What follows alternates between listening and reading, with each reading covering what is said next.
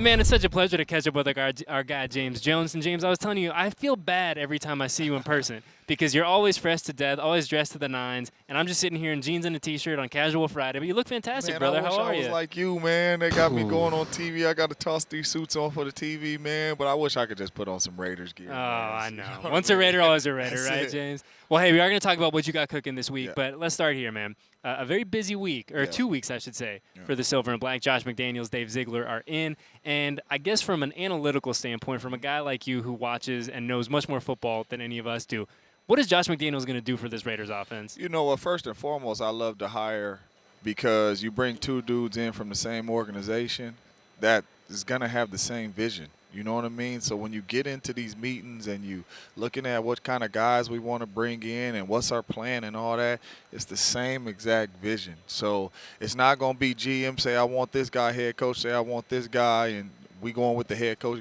No, I think you're going to bring in the same guys that the whole organization wants, and that's going to help. And then you bring in an offensive mind. You know, you have Derek Carr, you bring in an offensive mind. I know this is, 6 head coaches in 9 years. I don't know what what it is, but I like Josh, man. Josh been with Brady for a long time. I think, what Derek Carr does special is the same thing that Tom does special, and that's get the ball out of your hands fast. And I think through Josh's offense, I think you'll see a really good product. I mean, you look at the quarterbacks that he's had success with, too, where, Yeah. like, obviously Tom Brady is Yeah. the big one, but Yeah. look what he did with Mac Jones a year ago. Mac and cheese, getting the ball out of his hands, don't force nothing down the field, make the simple throws, does a really good job with, play calling and getting people in the right situation. So I think it'll be good. Do we need a couple more pieces on the offensive side? Absolutely. But I think it'll be a really good fit for him in D.C. I'm glad you brought up the synergy between Dave and Josh, and that's one thing that I think I was really taking, I really took note of when we were talking with them the first day they were in the building, where it's two dudes that are in sync, Yep. that are coming from the same place, Yep. that have a really concrete vision and plan 100%. for what they want to do.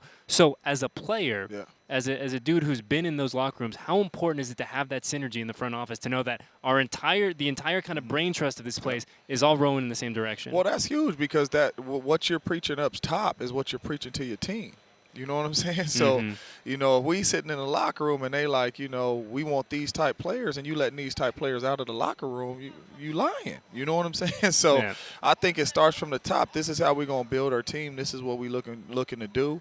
And then when you're in the locker room and you're like, okay, yeah, we all on the same vision. We all see what they trying to do, the guys they trying to bring in, the guys they trying to keep and all that type stuff.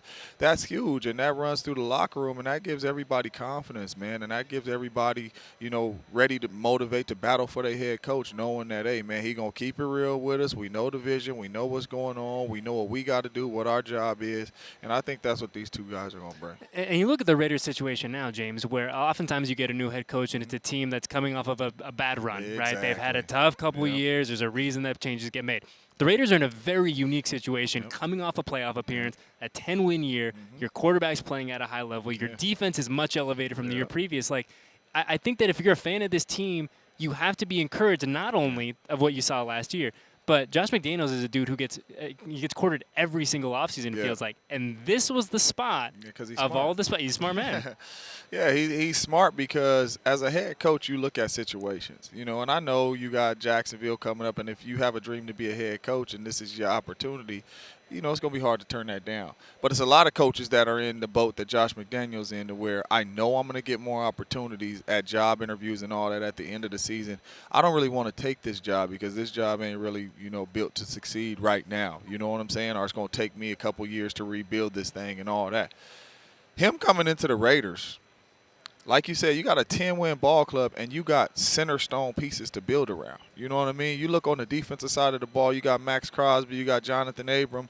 You got really good center pieces to build around. On the offensive side of the ball, you got Josh Jacobs, you got Hunter Renfrow, obviously you got Derek Carr, you got young Brian Edwards, you know what I mean?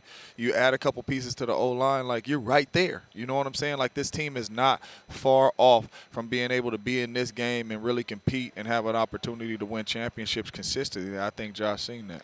You knew Derek, and obviously you know Derek now still, but you first met Derek as the young DC, right? As a dude, and was it rookie or his second season? Rookie year, So yeah, you saw absolutely. DC at the beginning of the journey, Yeah, right? yeah. And I think in many respects he's still the same dude. He still approaches things the same way, but objectively a better quarterback now than he was all those years ago for obvious reasons. But when you look at Derek's progression and how he's changed as a player from when he was catching when you were catching touchdowns from him, where has he really kind of grown?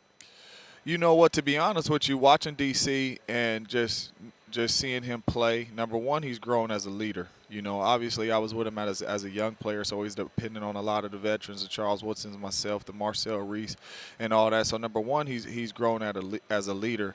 Number two, just his understanding of the game. You know what I mean? Like, he was always a really smart guy. He was always special at getting the ball out of his hands. But when you watch him play now, it's kind of like he has the Aaron Rodgers and the Tom Brady when he's looking at these defenses, knowing exactly where to go with the football, you know, knowing exactly what play to get checked into. You know, I see him growing in that area.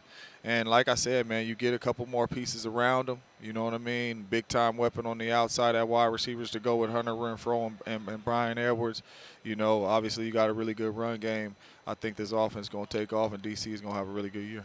Did Derek ever yell at you? Did Derek ever give you the business? No, we ain't had no time to yell at each other, man. You know what I mean? DC knew I was a dog. I was a grinder, man. I'm trying to be perfect, number one.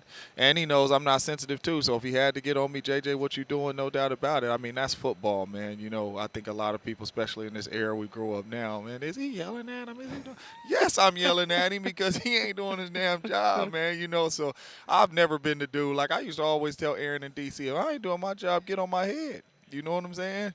Get on my head. That's just how I've been raised, how I've been coached, man. You know, get on me. But me and DC never had a moment to where we just like, what the hell you doing? You know, him getting on me, me getting on him. That's my dog, man. Mutual respect. And, you know, I ain't make too many mistakes anyway. That's true. You did it. I mean, I knew, look, you're a smooth talker. You're a smooth talker. You're smooth on the field and off the field. So I got to give you credit for that one. But, well, hey, man, it was so good to see you. This is one of our favorite parts of the week to get to catch up with you. Next time you're in Vegas, you have Marcus and I's number. You come hang out with us and get in the facility. And shout out to our guy, man. I see him on there right there, man. Cliff Branch, man. Yes. Shout out to him, man. Well deserved, man. Extremely happy for him, man. I seen his family walk up there yesterday, man. And, you know, I was like, Cliff finally done got up in there, man. So congratulations, Raider Nation. We got 2 of them in there this year, right? Seymour, Cliff. Mm-hmm. Awesome, man. Once a Raider, always a Raider. James Jones, good to see you, brother. Not a problem.